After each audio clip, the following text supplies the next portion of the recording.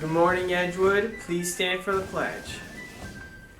I pledge allegiance to the flag of the United States of America and to the republic for which it stands, one nation, under God, indivisible, with liberty and justice for all.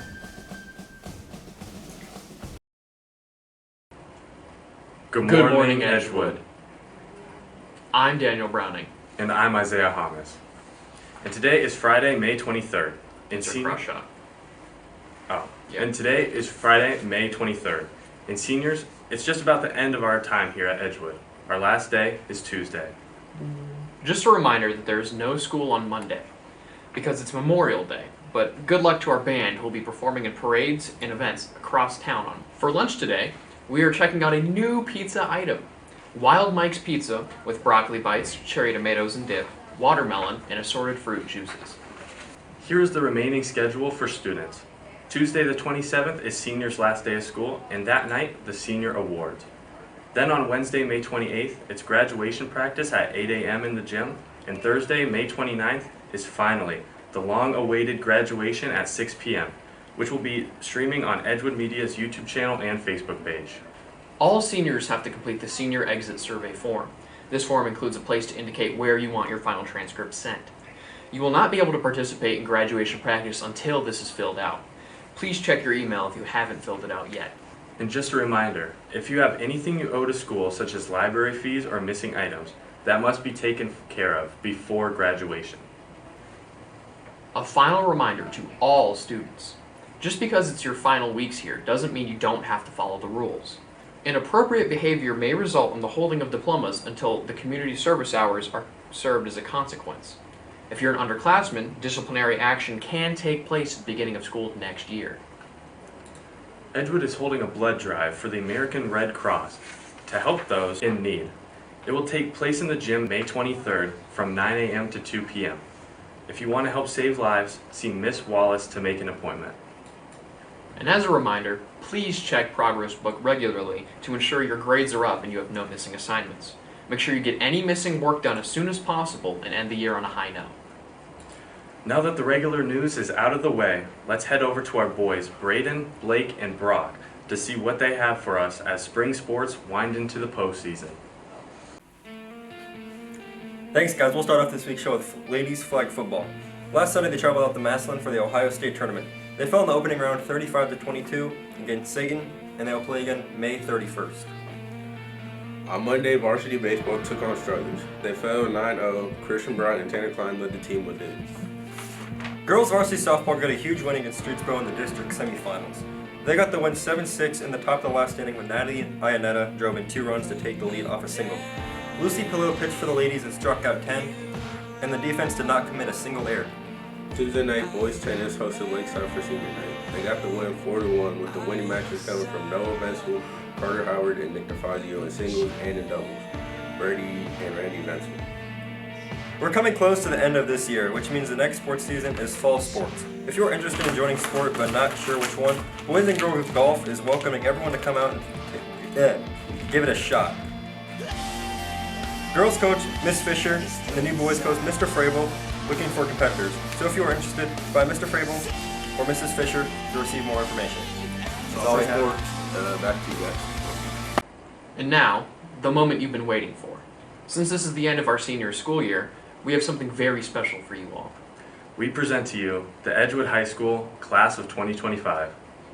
And the camera guy, Jason. Let's go into Sports and teachers. What are you guys gonna miss the most after high school? Playing Clash Royale with friends. My friends. Logan has no friends. What are you gonna miss the most after high school? My friends and my teachers. Peyton, what are you gonna miss the most after high school? The Buckeye Chicken Bowl. Justin, what are you gonna miss the most after high school? Just being around some certain type of people, you know.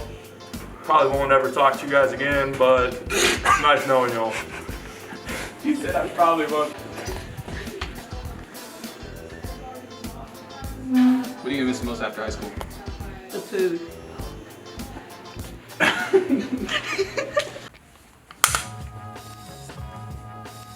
What? I thought you had to ask me. We're gonna. Okay, we can ask you. That's We can ask valid. you. So what advice do you have for incoming freshmen? Show up on time, be where you're supposed to be, and once you're eligible for CCP classes, take them. Don't overexert yourself. Take some rest days. You know, I would just say participate in school events, like go to the pep rallies, go to prom, go to homecoming, go to all the sports events, join sports, all that stuff. Don't stay at home. That stuff's boring. Some advice I'd have is, show up to school on time, do your work, and then participate in like school events, stuff like that. Be respectful to your teachers, and just be the type of guy people want to be around. I'd say do what you love. Don't feel pressured to do anything that you don't, but at the same time, I would explore new things. Some advice for upcoming freshmen is try to start your career as soon as possible. Don't wait till the end, because if you start looking for opportunities while you're young and you just started high school, it's going to be way easier and you'll know what you want to do by the time you're a senior. My name is Morgan, and my advice to incoming freshmen is to take things one day at a time. Don't think too much about what the future lies or dwell on things you did in the past. Just take things easy peasy, one day at a time. Just think before you act. So my advice to incoming freshmen is to not procrastinate, because I procrastinated and work stacked up and it was a miserable week. Hi, my name is Jonathan. My advice to incoming freshmen would probably be just be confident in yourself. Don't worry about what other people think. Just do you. I'd just say don't procrastinate, and I'd say to actually do your work. But also you should take CCP classes as soon as you can. And yeah. I would say the best senior advice is to get all your credits before your senior year so you can leave early. I would say the best senior advice is to challenge yourself academically, because you can do hard things even if you don't think you can. I would say the best advice is turn all your homework in, get good grades so you can leave early your senior year. The hardest part of high school was probably just the amount of work and having to get it done on time. Don't wait for the last minute to do a 3-week-long project. Your teachers won't appreciate it. I'd say my best senior advice would be to actually do your homework. Turn your work in. You're going to regret it if you don't later. Hello, incoming freshmen. My advice to you is to actually push yourself and challenge yourself in classes and actually do your work. I recommend to always stay in the moment and participate in Spirit Week. My advice for incoming freshmen would be to do as much as you can while you're in high school. Do as many sports, do as many dances, do as many clubs and hobbies. Pick up everything you can in high school. Figure out if it's really you or not. I think it helps when you become a senior and you need to figure out what you want to do with the rest of your life.